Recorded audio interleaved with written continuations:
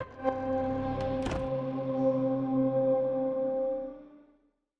I'm Rich Bisso, and I'm Chief Executive Officer of Hyperkinetic Studios and Project Director on Epic Tavern. Hi, my name is Tomo Moriwaki. I'm the Chief Creative Officer at Hyperkinetic Studios and, I guess, Design Director on the project. So Epic Tavern is a fantasy tavern simulator. I can't believe this wasn't a thing until now. Yeah, I mean, we couldn't either, and this is that's part of the origin story of the game. It's sitting there one day and I'm going, wow, they have fantasy baseball, they have fantasy football. Why isn't there a fantasy game, right? So, and basically hit these guys up about the idea, and kind of then it morphed into being a tavern simulator. Because of course, when we're doing when we're playing RPGs, it's like you go to the tavern to get your quest, right? So, yeah. Well, one way to think of it is we're trying to figure out a way to kind of depict our fantasy experiences, and that storytelling comprises of many different pieces, but we need to figure out a starting point for it. And so the tavern became a natural place to begin. And then at that point, it became obvious that you're the one managing the tavern. Talk about how this simulator works exactly. You guys obviously can have more fun with it. It's not like City Skylines or Train Simulator. So talk about like the gameplay and what you're managing, and do you start off small and eventually grow big? Well, okay, so you start off. It's this really strong storytelling experience. And so you start off with a prologue experience that kind of sets the stage for the largest story arc. And those characters, you inherit the tavern from those characters, and then you begin this long process of accumulating heroes and befriending them over drinks, and while trying to grow and manage your tavern. But it definitely it moves back and forth between managing the tavern, befriending those adventurers, and sending them out on Dungeons and Dragons like quests. And through that process, telling stories. We're not even telling stories; they live those stories and you guide them through those stories. They return hurt and demoralized. You service their needs, and maybe profit from their loot, and send them back out to keep pushing that story forward. Getting kind of is it kind of like an Assassin's Creed Brotherhood game where like you pick certain adventurers to go on missions and they come back and you get kind of rewards from doing that? In a way, yeah, that's exactly what happens. I mean, they go out, you pick essentially every quest has its own type of requirements, right? And you have to pick the people that you've befriended and that are on your roster. They're the most suited to the particular mission to be able to go out on that mission. You also get a lot of crazy things like people having personality conflicts, having skills that have unexpected side effects on the quest. Our narrative engine is extremely complex. It's like a Mad Libs on crack type of thing, and it essentially assembles the narrative by drawing from the context of the world, of the party, and of the skills of the adventurers. I also see like a world map. How big is this world you've created? Are you managing multiple taverns in multiple towns? So you only manage your own tavern. The world is large, but it's not necessarily kilometers or miles. If there's a world map that has many destinations, and a number of the stories take you from place to place, you get acquainted with the geography of the land, and your parties travel across that land in this kind of light, kind of camping survival-like gameplay mechanic, and then they encounter random challenges that how do I describe it? I want to kind of say our storytelling is focused on trying to cover all of the pieces of our own experiences in fantasy literature and cinema and tabletop. And in order to do that, we needed to cover more than just combat in our system. So our system is very text heavy. There's going to be a lot of reading in the game. But we built this game to try to get people to read more of it because we're really excited about how we've connected gameplay mechanical choices and the written word. And to that effect, we've categorized our encounters between social, survival, mind, and combat. And as a result of categorizing our encounters that way and having a simple, singular system for resolving those encounters, the character's skills now feed into all those different types of encounters. In our game, your most powerful character may very well be a character whose entire focus is on mind. Maybe it's a lore master and whose lore skills that overcome challenges in the written encounters through knowing things feels like your number one guy, and the paladins and the barbarians are just there to protect him. And speaking about the characters, one of the most interesting and fun things to me is that each individual character has their own backstory. And the way that you uncover that backstory is by befriending them over the drinks in the tavern. You gain friendship, kind of a friendship level with them, and you unlock the secrets that they have in their past, which will lead to other quests. It'll lead to other characters, items for food and drink in the tavern, and all sorts of equipment. So, for instance, you could have somebody who is kind of he's an okay fighter. And eventually, after befriending him, you find out that his older brother is a legendary fighter. And he's always felt like he lived in the shadow of his brother. And only now, because you've gained enough friendship with him, does he feel comfortable enough to tell you that his brother went missing. And he's not brave enough to go with him. But now, because you've established a friendship, now he's brave enough to go with you on this quest to find his brother. And once you do, he becomes a character that's available in the tavern. Well, to kind of riff on the kind of variability of the story and the influence the players' choices have on the experience, in an early quest, there's an encounter where there's an assassin who is trapped in a dungeon and there are monsters overrunning the dungeon, and your party is intending to take the monsters out. And if you are successful, you save that character. And later down the line, he comes to the tavern grateful and wanting to maybe become one of your adventurers. Whereas if you fail that given encounter, that character is going to return as the villain of a quest chain. You guys are basically taking like almost two aspects of a sim, like a social aspect with the tavern barkeeps, and then like the micromanage aspect for the tavern. Can you talk a little bit about the tavern aspect? What resources are you managing? Are you managing supplies, inventory? Do you have to pay for protection money, that kind of stuff? Right. So with regard to managing the tavern, you kind of handle the stocking of and selling of drinks and food to the patrons. You set prices, then you kind of balance between whether you want more money or you want more of the softer currencies of reputation and friendship. In addition to that, you upgrade the tavern to have more facilities that are available to tend to the adventurer's needs. And the way that you do that is it's not like a rote, it's available now, you buy it. Most of these are actually tied deeply into the storylines of the quests, right? So, for instance, in order to establish a full infirmary, you have to get medical supplies from one of the doctors in one of the local towns. So you have to send a crew of people out there, and you have a social encounter with him.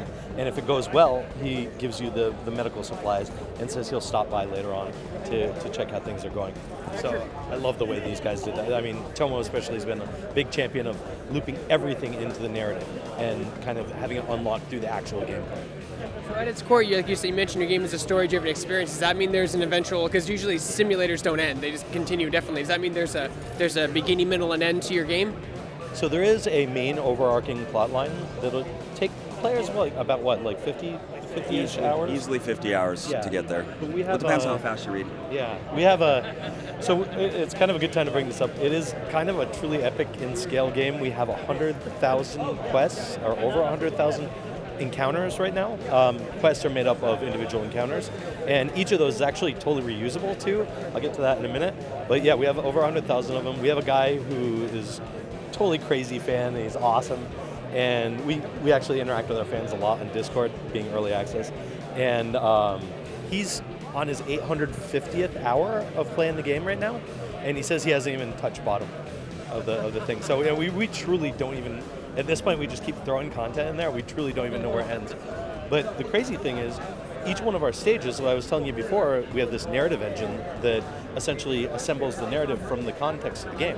So you could do stuff like have one stage, right?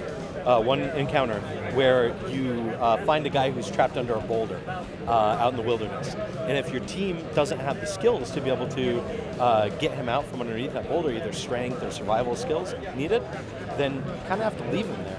And then if later on our quest-giving machine pulls that same quest again, it'll actually recognize that you've encountered that person before and you weren't able to save them. And the party will see a desiccated corpse under the boulder. And then as time goes on, a third party, maybe weeks or months later, pulls that same encounter. And the engine says, well, it's been this long since the person died, and everything happened up till now, and it says, oh, the party sees a skeleton trapped under a boulder, and kind of wonders what happened here, and then it maybe rolls a perception type of check, and they say, oh, they see a glint of something in the skeleton, clutched in the skeleton's hand. They pry the hand open, and there's a magic ring in there. So they never would have actually found that ring if they wouldn't have failed in that first quest and kind of let the person die. A little bit macabre, but that's kind of how crazy the whole thing gets. We have like 100,000. I think that brings up a really important point. I think in our game, we really want to get players acquainted with and comfortable with the occasional failures. From our perspective, the best stories, or maybe the only stories, can come from overcoming the obstacles and recovering from bad events. And so, in your case, your position is to help them and manage them through that process. You become kind of like a dungeon master to them, in some ways creating the most dramatic and interesting path for the characters you put together. And as you cultivate their growth, you get them to overcome ever greater things, but in the process, tending to their needs. What are some of the challenges in making a game with so many diverting paths? Your path tree must be huge. Yeah, I mean, once you get to the end of the prologue, you have, we calculated it out, and you have approximately a 1 in 1.8 million chance of having the same game as anybody else. I know we should never tell you the odds, but... But to some extent, I mean, that's not the perfect practical description, but it is extremely variable. Yeah. More importantly, though, what was the question? How do we manage that? So many branching paths, yeah. The answer for that is, it's not a strict, stable tree of results. The game is actually a large field of influencing factors, and the player agency inside that field of influencing factors starts moving things around and starts crossing thresholds and starts triggering different ways that things can happen. We try to get variety at every scope and scale at the game so that the overall experience feels very kind of like player-driven. And as a result, we get way more variety than you would get if you try to create this concrete set of branching results. What kind of gamer are you intending to target? Is it like the City Skylines guy? Is it the RPG guy? Like, give me an idea. Well, actually, we've thought about this a lot. We before we actually started making the game, we did a whole lot of research on Steam Spy and these different types of other tools that are out there, and we looked at some games. People who play games like Racketeer, people who play games like Dungeon Village. I don't know if you've ever heard of that one. It's a Kairosoft game. Yeah. What's the one? I'm blanking on the list is really long. I mean, Our inspiration came from all manner of corners of the game industry. I mean, obviously, some of the more story-driven games like Sunless Seas and like Fallen London. I think along with that, Darkest Dungeon is absolutely a huge inspiration. But it goes all the way down to games like Progress Quest, like he mentioned at the beginning. Yep. And Ultima 7, comes back. Well, this idea of trying to recreate what it is we're imagining and how we want to get there, that really was driving a lot of this. Yeah. RimWorld's an influence for me as well. I take influences from a lot of different types of games. I loved how the party would interact with each other on Ultima 7 and actually on Jagged Alliance back in the day. There's not really enough of that. Yeah. So, though, if we had to try to describe who we're going after, there's two types. One are the types that just want that rich story experience and want to kind of get this holistic fantasy world story. And the other side of it, though, is the break from the other intense games you play. I know for myself, I might play an action game and get pretty amped up, and I'm getting older. Maybe I can't do that all day the way I used to be able to. And it might be nice to find something that is at a different pace, something I can relax to and explore at my own leisurely pace. And very much this experience is kind of wrapped around that. So are most fanatical fans, I guess, they really latch on to the characters themselves. Like we said before, I'm not sure if I mentioned it actually, but each individual character has their own backstory. And as you befriend the characters, you unlock these different parts of their backstory, and it really endears you to them in a lot of ways. There's a lot of our writer is just fantastic. There's a guy named Sean French. He's just unbelievable. Literally lives in a cabin in the woods in Maine. like Stephen King town. Send him a letter by crow. Yes, exactly. And we never see the crows again. It's weird. No, so he's just an unbelievable writer, and he writes these stories that are really, they're endearing, they're uplifting in a lot of ways. Sometimes they're just truly heartbreaking stories. I've got a few, but I don't want to spoil them for anybody. And you'll see them when they go in. But yeah, dude, it's just, it's crazy. The game, it's really targeted towards me in a lot of ways, because I sit down on it and like people are demoing it here, and I've got a little computer, and I get kind of disappointed when somebody walks up to play the game, because it means I got to stop playing it.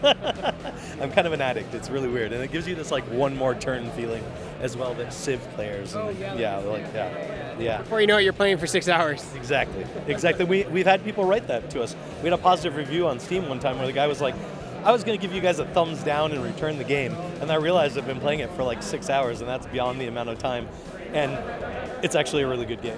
I love seeing those thumb down negative reviews. It's like 200 hours played. It's like, dude, like, come on, like, really? Like, look at the hours. I'm like, dude, if you play 200 hours, no way is it thumbs down. I think most of us who are developing the game are really big fans of kind of like deep, complex PC games. Yeah. And one of the things that those games offer, once you really get into them, is once you master the mechanics, you get to a place where it becomes your own emergent narrative. Yep. And once you found that, next thing after that, you're really hooked. And then if you go and like you look online and you start, see what people are talking about, you might be looking for clues about complicated mechanics, and that might not be very easy to find. But what you will find is people telling stories about how their game played out. And so for Epic Tavern, in a lot of ways, one of the structural theses of the game is to bring that emergent narrative and personal connection to the forefront, and then let them explore and dig into the complexities of the rules. So you guys are on Steam Early Access now. Do you guys have a planned release date? We don't yet. We are going to we're working alongside the community and just trying to make the best game we possibly can, and when we feel that it's ready to release, we're totally going to put it out there. I don't think it'll ever be truly done. The game, as you said before, it's a very complex beast, and as you can tell, we're very much in love with it. So I think we can keep working on it for a really long time. The way I like to put it, though, is we are driving towards full release on Steam. We want to once the game is a complete experience, we want to get it out there. In a lot of ways, we are working towards earning permission to continue supporting this game for a very long time. The end goal eventually Xbox and PS4? We would really like to see that, actually. We're PS4 and Xbox developers, and Switch as well. I think it would be actually excellent. There's a lot of text on the handheld, though. That would be a difficult challenge, I think. It definitely would. But yeah, once I saw that Football Manager was actually out on the Switch, I was kind of heartened by that, and I didn't have a bad time playing it. So Extension's the same way. You're squinting, but you can still read the stats and stuff. Exactly. So yeah, we're looking at it. We'll see what happens.